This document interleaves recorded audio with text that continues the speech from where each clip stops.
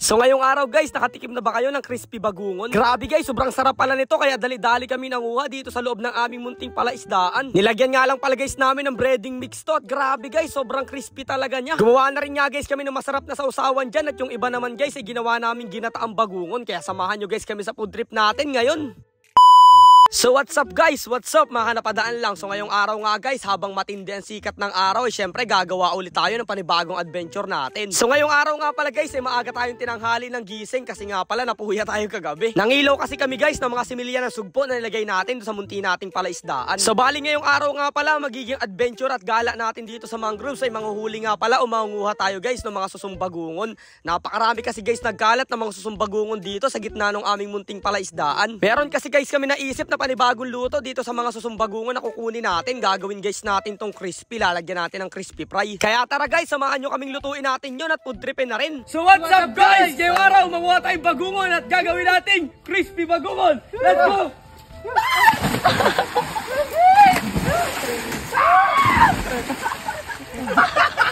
Guys, puro puti ko. Ulay ulo. Umbabaw. Ulilikod ako ay kalaki malalim. Grabe naman guys yung pagtalo namin doon, talagang lumubog yung ulo ng isang kasamahan ko. Kala kasi guys namin malalim siya. Pero buti na lang guys at puro putik lang na malambot yun kaya hindi rin kami nasaktan. So ngayong araw nga pala guys, sa mga kasama ko nga palang mga kaibigan sa adventure natin ay si paring Romel, si Angelo at si Miguel. Sila nga pala guys yung kasama ko ngayon. Hindi na nga lang pala guys kami nahirapan sa pagkuha ng mga malalaking susong bagungon dito sa munti nating palaisdaan kasi nga guys napakarami nga pala nila dito at nagtatago lang sila dito sa mga daluro. Bukod nga pala guys sa ginagawa namin pang ulam yung mga ganitong susong bagungon ay binabasag rin nga pala guys namin to para ipakain to sa mga alaga naming alimango. At kung nanonood pa rin guys kayo dito sa puntong to ay grabe, sobrang salamat palagi sa panonood at solid na suporta nyo. Paki-comment guys sa baba kung mga taga saan kayo. So yun guys, so tingnan nyo, napakaraming mga bagungon na nakadapa lang dito. Ayan o, isa-isay natin kunin o. Ayos o, may pang food trip na agad tayo dyan. Ayos o. Dikit-dikit pa naman guys talaga ang mga bagungon dito.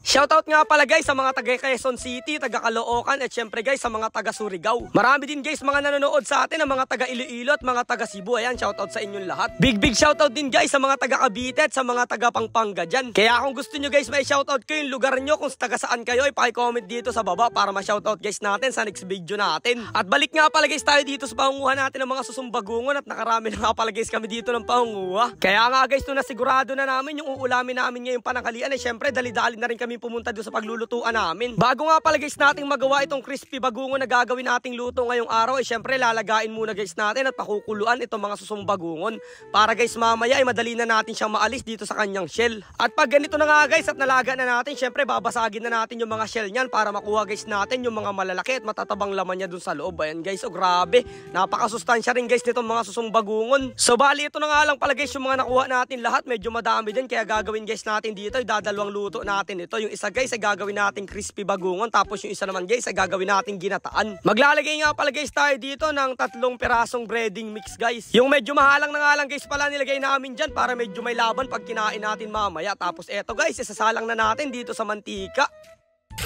Ay, kung init yung mga crispy fry guys oh. Grabe, quality yan oh. Sabay-sabay na nga lang pala guys namin nilagay dito sa kumukulong mantika itong gagawin natin na crispy bagungon para guys sabay-sabay na rin silang maluto at sabay-sabay din silang may food trip. Makalipas nga lang guys ang ilang minuto, eto na siya guys, medyo golden brown na siya at crispy na talaga. Grabe, sobrang sarap niyan guys. Tapos eto naman guys yung niluto namin na ginataan. Kitang-kita nyo naman guys yung crispy bagungon natin, sobrang solid niyan. At itong ginataang bagungon natin, oh, gumawa na rin nga pala guys kami dyan ng masarap na sausawan na suka. Pero syempre bago tayo kumain, wag natin kakalimutan magdasal at magpasalamat palagi kay Lord. So what's up guys? Tara, food trip, you know. Let's go. Crispy bagungon. Hey guys, oh. Crispy bagungon, oh.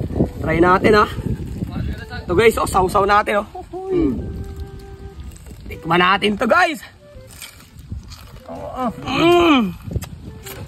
Pakalib nyo kung gaano ka crispy.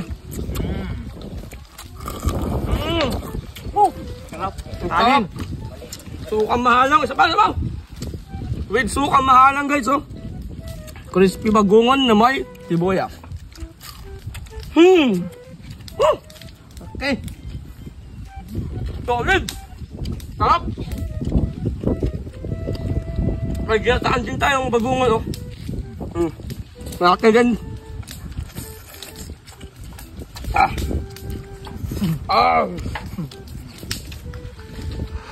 Palagi guys tayo magtiwala kung anong plano ni Lord sa buhay natin. Mabuti yung masama yung nangyayari sa buhay natin, ay kailangan pa rin natin magtiwala sa Kanya. Huwag tayong umasa guys sa sariling kakayahan natin o sa sariling talino, kasi guys lahat ng yan ay nanggagaling lang kay Lord. Huwag natin guys sabihin sa sarili natin na kaya ko yan o kaya kong gawin lahat. Kasi guys kung hindi pa hintulot ni Lord yung mga bagay na mangyayari dyan sa buhay mo, hindi talaga yung mangyayari.